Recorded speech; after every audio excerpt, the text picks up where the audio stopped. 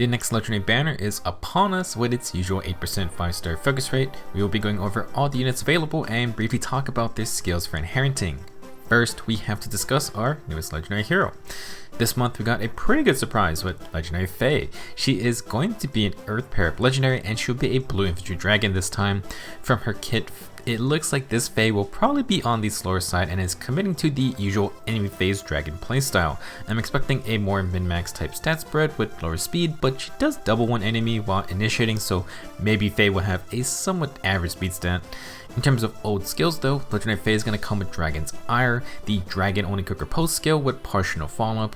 She also has Defensiveness Menace, and again, Alpha came with Threat and Defensiveness 2, which would let you pick up another top tier skill along the way. For her weapon, Legendary Faye has Dazzling Breath. This 16 by Dragonstone also tacks on another +3 attack. If the foe initiates combat or if the foe has more than 75% HP at the start of combat, then Faye will inflict -5 to all stats on the foe. She will prevent one of their follow-up attacks, and also if Faye is within 2 spaces of an ally, she inflicts a guard on the foe as well. So this weapon brings 3 typical tank abilities. Faye will inflict debuffs, she has follow-up prevention, and she inflicts guard. Not a lot of complications involved. The only real thing to keep track of is the conditions for activation. Dazzling Breath always works in the enemy phase but can proc on the player phase against healthy foes. To get the guard effect, you do need to meet either of those conditions, and then Faye has to be near an ally. Generally this is pretty easy to fulfill if you're just baiting foes to you. However, if Faye makes an attack, you may miss out on guard if you attack too far away from your team.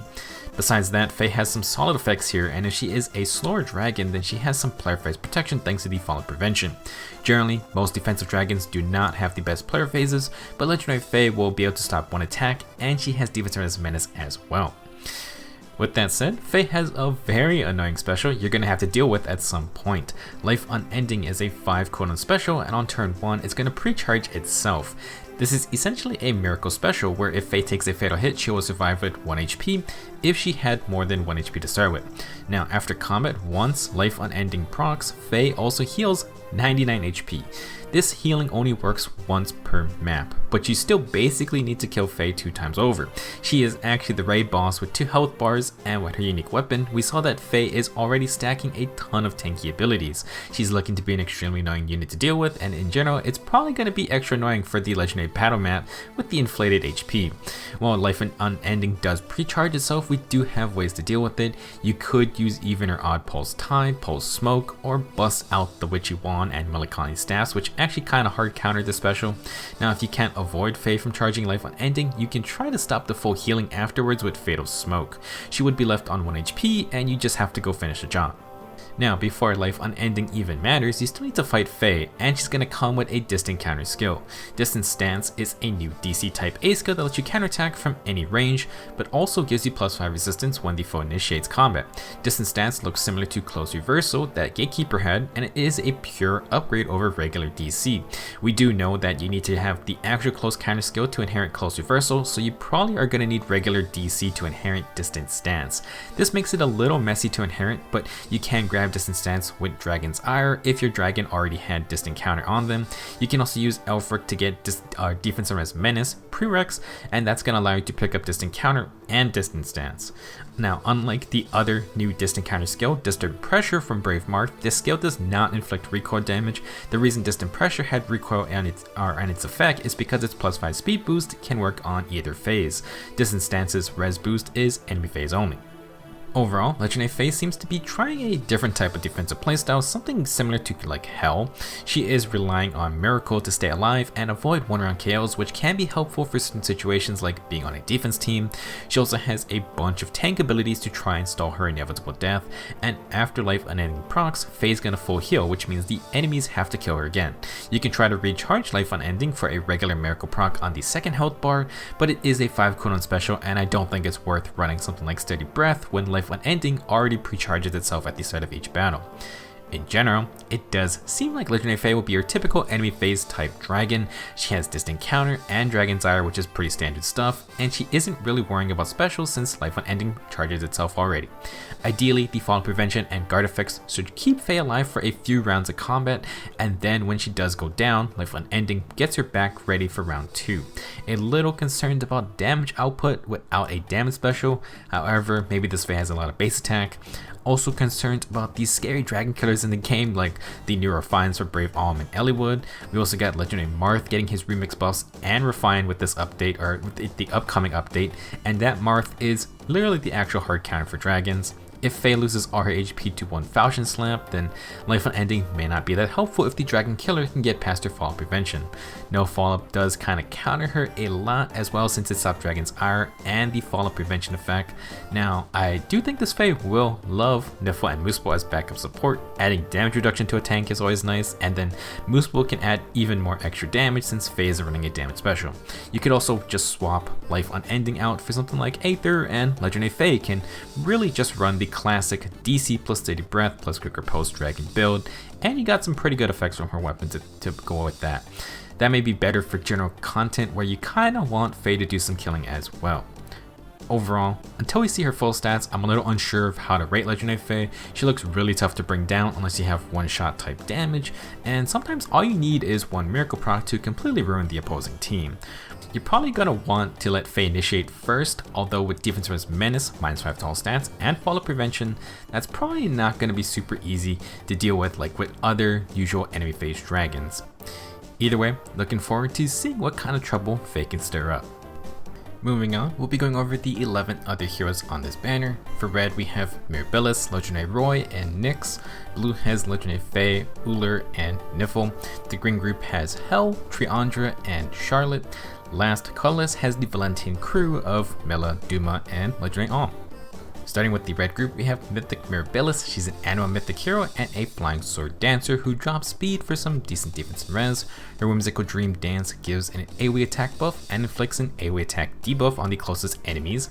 If the enemy within 3 columns of Mirabilis have penalties on them, then her Flower of Ease sword inflicts additional in-combat debuffs. For more coverage, Mirabilis has Sabotage defense, and she's going to have Fortress defense and res 3 to try and be even tankier. Last up, she has Defense and Res Gap for some team buffs. Not a bad pickup if you're looking for a dancer for your defense team. Next is Legendary Roy, a pair up fire legendary hero, and he's a sword infantry unit.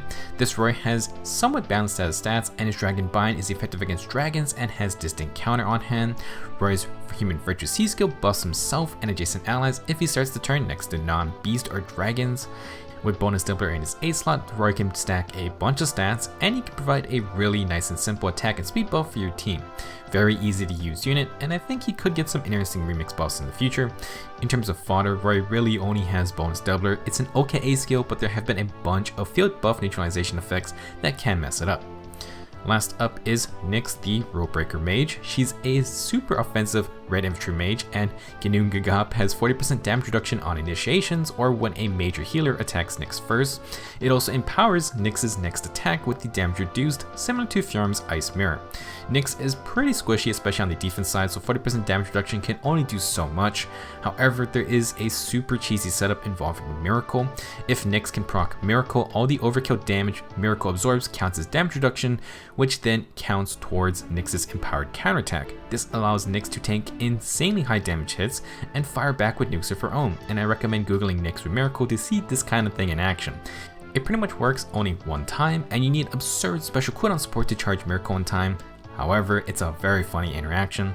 Now for fodder skills, Nyx has Speed in Solo 4 and No Follow-Up 3. No Follow-Up is great for her kit to allow Nyx to fire off her empowered attacks, and it's a vital skill for a lot of units. Overall, I would say the red group is kind of hit or miss, decent units, but most of the skills are generally not the most universally sought after options. Moving on to blue, we have Legendary Faye. She actually has some prime foddering material. As we mentioned, if you want distant stance, you probably need distant counter already. Faye should come with DC, so you could get DC, distant stance, and defensive res menace if you already use Alfric to get threats and defensive res too. You could also give a dragon unit distant stance plus Dragon's Ire if they have DC already. Last, you can do the combo of defensive res menace plus Dragon's Ire. Someone like Myrrh could potentially love that combo. Next, we have Mythic Uller making her first return, I believe. Uller is a light mythic who gives you that extra attacking team slot on Aether Braids. She's a high attack and speed blue infantry archer, and her Holy UFO bow gives faster specials, more attack and speed. It can neutralize attack and speed debuffs, and it gives Uller no guard. Combine this with her unique beast skill, and Uller also gets offensive no follow plus desperation. All of this combined makes Uller a deadly initiator, and she can even proc Deadeye on her second attack thanks to Time's Pulse. She then has Life and Death 4 because ideally Uller should attack twice in a row and hopefully the enemy is already dead. A bit of a strange light mythic, but Uller does bring a ton of firepower if you do need it. She does have great skills on hand as well. Deadeye gives archers that damage reduction nullification option, and Times Pulse works great on a ton of builds. Life and Death 4 is also fun on certain builds as well.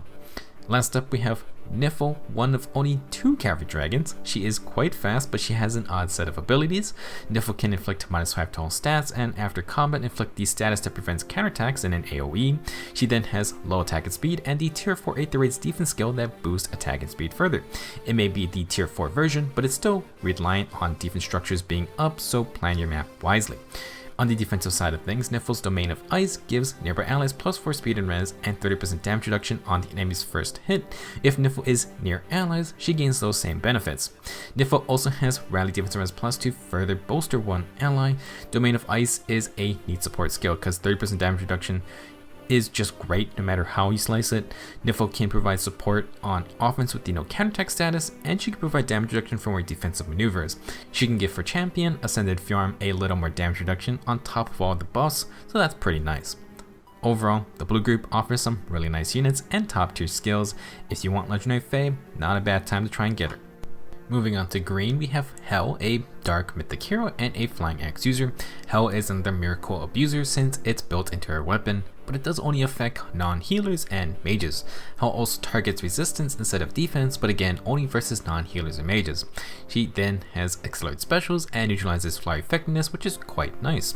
She does have distant counter, so Hel can fight off archers for your flyer team, and for further annoyance she has guard bearing for 50% damage reduction on first hits on the enemy phase. Legendary Fae seems to rely on pure tanking power, whereas Hel adds in some percent damage reduction to keep on trucking. Her Inevitable Death C skill is a basic range skill that inflicts -4 to all stats. Essentially, Hel can be a huge annoyance for non-mage or healer teams. She can also mess up high defense stacking units since she can just target the res instead. If you got a tanky flyer, she can give them DC plus guard bearing all in one go. Second green unit is Mythic Triandra. She's a flying green mage dancer with some nasty support abilities. Her Frightful Dream Dance basically has a Ruse B skill baked in, so enemies in cardinal directions from Triandra and her danced ally will get hit by -3 to all stats and the guard status. Additionally, Flower of Sorrow inflicts -4 defense and res to enemies in line with Triandra, so that's just more debuffs to stack. Another source of debuffs can come from speed and res rain if Triandra is close enough, but generally it's her weapon and dance that would do the long range debuffing. Triandra does have some offensive potential, and she has attack speed push 4 from her damage output. Last, she's going to have aerobatics 3 to move around non-flying units, and that's a really nice skill for a flying dancer. Decent selection of skills on hand, and Patrine and Summer Leone have attack speed push 3 if you want another full skill. Last unit here is Charlotte. Exceptional attack and speed for an axe infantry unit, and Charlotte has higher base HP to offset her lower defense and res. Her Fair Fury axe, accelerated specials, and when initiating or when near an ally, Charlotte's gonna get +6 attack and speed, and she deals extra damage per hit equal to 50% of her attack stat. Pretty scary stuff. She also has Times Pulse to pre-charge Glimmer, and Frenzy is a dodge B skill with Desperation 2. Charlotte can proc Glimmer on hit 1, tank and counterattack, and then proc another Glimmer. Frenzy can keep Charlotte alive, and for later fights, she can just hit twice in a row instantly to avoid taking any more extra damage. Frenzy is one of the newer dodge skills, and it's an interesting option for more player phase oriented speedsters. And to top things off, Charlotte does have Swift Sparrow 3, and we finally got our demoted unit with Swift Sparrow 2 for easier access. Definitely worth grabbing Swift Sparrow 3 plus either Frenzy or Times Pulse. The green group has some pretty solid stuff on hand, lots of great skills available. Last up is Colorless. First is Mythic Milla, a colorless infantry dragon with low speed and real high defense and res. Milla is a light mythic focused on full-on support.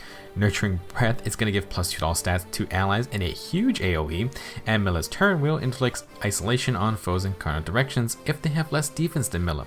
It also gives you 1 extra turn and light seasons to work with, which can be nice. For more support, Milla has Sabotage Attack for debuffs, and she has Rally Defense and Res Plus to buff an ally. Her only selfish skill is Brazen Stance 3, which is also a top tier defensive skill for pure tanking.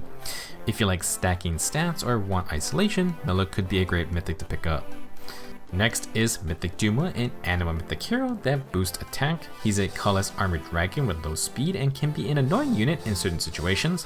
Upheaval inflicts -7 damage on foes on turn 1, and it makes Duma act like a catapult structure in Aether Raids, destroying offensive structures in line with him. You can pair this with the actual catapult, and you can possibly knock out 2 of the attacking team's towers. If you can get rid of their healing tower, or the enemy doesn't bring a healer, then Fell Breath can become active. It only works on foes with less than 4 HP, and it's going to give Duma attacking res while preventing an enemy follow-up attack. He has defense and res solo to try and tank more damage, plus he has Bold Fighter to make you think twice about letting him attack first. Definitely can be an annoying threat depending on how much you rely on your structures. Last up is Legendary Alm. He's a colorless infantry archer with good attack and speed stats. His Lunar Arc bow deals extra damage equal to 25% of the foe's defense stat, and Lunar Flash is a 2-cooldown special that is a mini Moonbow plus mini Ragnar Astra. I'm very curious about future remix buffs for Legendary Alm. Lunar Flash could possibly get something like Deadeye's damage reduction nullification at least. His bow getting a refine is a scary thought as well, and hopefully Alm gets a better A skill. Darting Blow 4 grants +9 speed on initiations, not bad, but Swift Sparrow 3 grants +7 speed with +6 attack. Generally, I think trading +6 attack for 2 speed is a better deal. On Attack Wave is also just an okay buffing skill since it only works every other turn. Alm's main following skill is going to definitely be No Follow-Up 3. You may as well get Darting Blow 4 at the same time because Darting Blow 3 is super easy to get anyway. Overall, COLORLESS is another hit or miss group. Some skills are great, some may be niche, plus Mila and Duma are kind of dependent on certain playstyle factors. That's gonna wrap up this month's Legendary banner. We got a new Legendary Fae, and perhaps she opens the door for some other important characters in the series. We are starting to wear thin on available FE lords to choose from, although we did just get the new Ascended Hero type as well. For those trying to save orbs, the next seasonal banner could potentially be a ninja themed one, because that's what it was last November. Pirates returned, so another batch of ninjas wouldn't be that surprising. It is also possible that November's New Heroes banner features Ascended Leg Yarns, and supposedly she and Fjorm are supposed to duel with their new champion blessings. I guess we'll find out come the Tempest Trials. Anyway, that's all I got for this video. Let me know your thoughts on Legendary Fae, and good luck if you are summoning. I will see you in the next video.